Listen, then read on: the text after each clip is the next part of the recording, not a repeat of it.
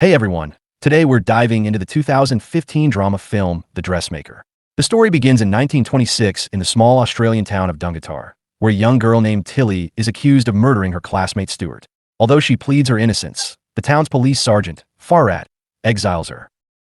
Fast forward 25 years, Tilly returns to her hometown as a skilled and successful dressmaker. Before reaching her childhood home, she encounters Sergeant Farrat, who is surprised and compliments her appearance. Upon entering her house, Tilly finds it in a terrible state and learns that her mother, Molly, became mentally unstable after her departure and has been living alone. While Tilly has come back to care for her ailing mother, she also seeks to uncover the truth about the childhood incident because she has no memory of what actually happened that day. She asks Molly about it, but her mother doesn't even recognize her.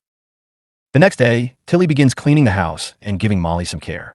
News of Tilly's return spreads through Dungatar, and the townspeople are far from pleased. At a local football match, Tilly arrives in a stunning red dress, distracting the Dungatar team. Their captain, Teddy, approaches her and asks her not to interfere.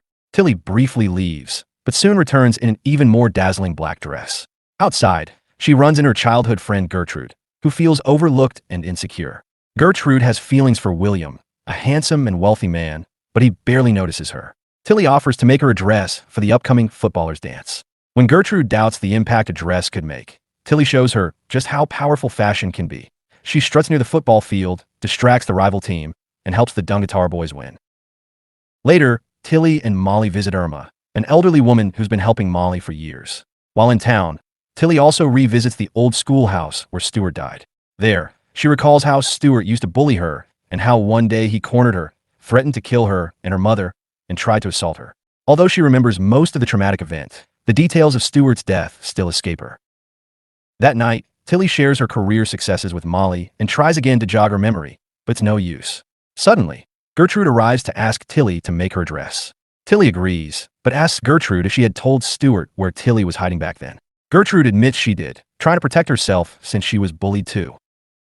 The next day, Tilly runs into Teddy, who flirts with her and invites her to the dance. She politely declines.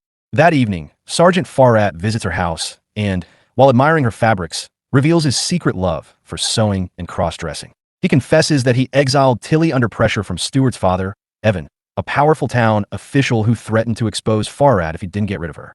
Instead of being angry, Tilly thanks him for his honesty, and they bond over their mutual love for fashion. On the night of the footballers' dance, Gertrude shows up in a Tilly-designed dress and stuns the crowd, especially William. Meanwhile, instead of attending the party, Tilly and Molly decide to go to the movies together. After the movie, Teddy gives Tilly and her mother a ride home. When they invite him in for tea, he accepts and chats with Tilly, who excitedly shares her international work experience.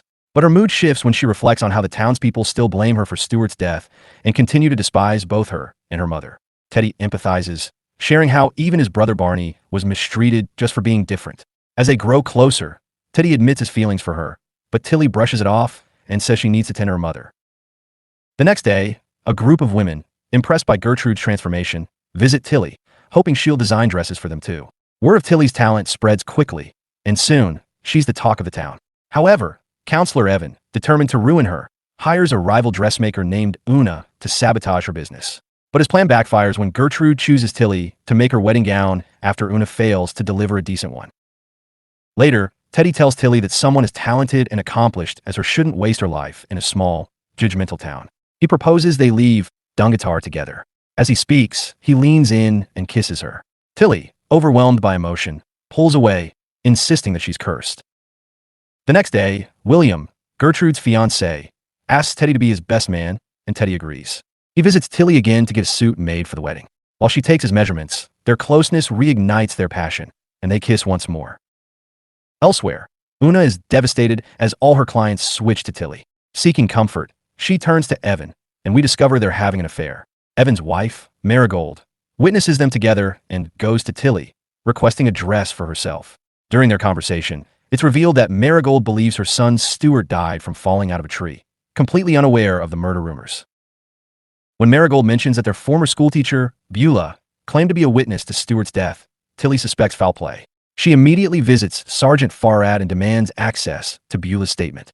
She confronts Beulah and accuses her of lying. At first, Beulah sticks to her story, but when Tilly threatens legal action, she breaks down and admits she wasn't present during the incident.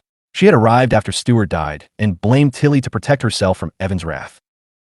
After this confrontation, Beulah goes to the wedding and falsely tells Marigold that Tilly killed Stuart. Meanwhile, Tilly informs Sergeant Farrat that Beulah lied. When she asks why Evan wanted her exiled, Farrat reveals the shocking truth. Evan is her biological father. At that moment, Marigold breaks down in front of everyone, accusing Tilly of murder. Evan begins shouting at her, and a furious Tilly almost lashes out physically. Devastated, she begs Farrat to clear her name, but he says his testimony won't make a difference. Everyone in town had an alibi, and only Tilly had been near Stuart's body. Angry and heartbroken, Tilly storms off with Molly and Barney. As they leave, Barney suddenly cries out, claiming that he saw the truth that night. Tilly takes him to the schoolhouse, where he recounts the traumatic event. He comforts Tilly by saying she didn't kill Stuart. Tilly begins to recall how Stuart would charge at children like a bull, aiming at their stomachs. That night, she had simply stepped aside, causing him to slam headfirst into the wall, breaking his neck. Barney reveals he witnessed the whole thing from the top of the silo, but stayed silent out of fear that no one would believe him. Hearing this, Tilly breaks down in tears. Teddy comforts her, and the two spend the night together, finally giving in to their feelings. Later, they climb the same silo together, sharing a quiet, emotional moment. When Teddy proposes to Tilly, she hesitates again, insisting she's cursed. Teddy, determined to prove her wrong, says he doesn't believe in curses and wants to show her that it's all in her mind. Despite Tilly's pleas, he jumps into the silo, tragically unaware it's full of grain. He suffocates and dies. After Teddy's death, Tilly supports his grieving mother and attends the funeral. Days later, Molly goes to the store, where a group of women accuse Tilly of causing Teddy's death and label her cursed. Furious, Molly silences them, declaring that Teddy died, trying to prove his love for Tilly was stronger than their hatred. Back at home, Molly comforts a heartbroken Tilly, who's been drowning in grief. Now almost fully recovered, Molly begins sharing the truth about her past. She reveals that she became pregnant with Evan when she was 20, but he abandoned her because she gave birth to a daughter instead of the son he wanted. He later married the wealthy Marigold. The following day, Gertrude and her mother-in-law visit Tilly to ask her to make costumes for a drama competition. Tilly angrily refuses, saying she'd rather die than help such selfish people. After they leave, Molly encourages Tilly to use her talent to outshine the townspeople and shares a secret plan. Molly later visits her friend Irma, asking her to mail a letter since no one else in town would help. The letter is sent to the drama competition's rival team, offering Tilly's services. Molly also hands Irma a box of hash brownies. Sadly, on the way back home, Molly suffers a fatal stroke and dies. Devastated, Tilly spirals further into despair, drinking heavily with Sergeant Farrat. As Beulah spies on them outside, Tilly throws a record player from the house in a fit of rage, accidentally hitting herself. The next day, believing she's heading to Melbourne for help, Tilly boards a train, but in reality, Farrat is secretly sending her to an asylum. Meanwhile, the town chemist, Almanac, who had mistreated Tilly as a child, drowns behind his home. Irma, high for Molly's hash brownies, is unable to save him. When his assistant learns the brownies came from Tilly's house, she blames her for his death. Once again, the town turns against Tilly. But this time, Farrat steps in and takes the blame to protect her, leading to his exile from Dungatar. Later, Tilly visits Marigold and reveals Evan's string of affairs. Enraged, Marigold stabs Evan in the leg, leaving him to bleed out and die. Soon after, the rival drama team arrives at Tilly's house. They've accepted the extravagant conditions outlined in the letter Molly sent, realizing Tilly is the best. Touched by her mother's final act of love, Tilly agrees to make their costumes and helps them win the competition. While the people of Dungatar travel to the competition, Tilly remains behind, preparing to leave the town for good. Before departing, she burns down her house and rolls out a long trail of red fabric soaked in gasoline that leads to the center of town, setting all of Dungatar ablaze. She declares she is no longer cursed and boards a train bound for Paris. The film ends as the townspeople return from their humiliating loss, only to find their entire town reduced to ashes.